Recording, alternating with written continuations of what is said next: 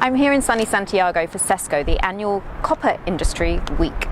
The tone has been set in a much more bearish mode than we have seen of late, however. At the end of last week, Barclays released a report saying that it was the end of an era for the copper bulls, which is something that we haven't heard for a long time, not just from the bank, but also at an event like this. Usually people are pretty optimistic. It's the home of the producer after all. But there are reasons to not be quite as optimistic. The surplus. Everybody agrees that the market is in a small surplus.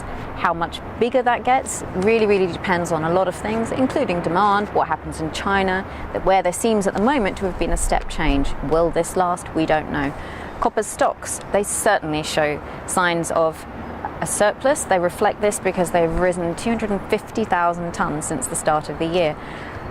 Could they be 1 million tonnes by the end of the year? Who knows? Not necessarily. That depends on all sorts of other things too. We've had big help to get them to this level from warehouse incentives being paid to attract material into storage. So will this continue over the course of the next several months? Probably.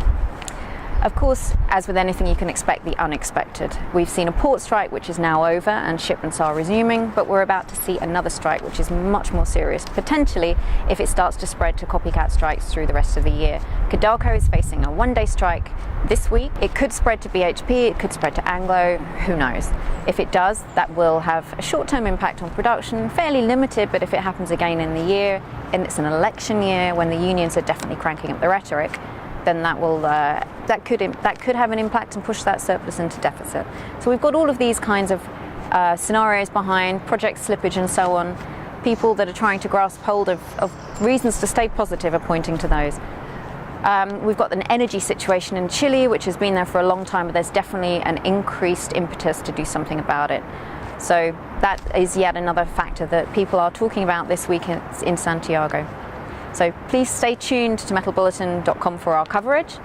Please stay tuned for our website broadcasts and also for the stories from Mark Burton and myself, Andrea Hotter here.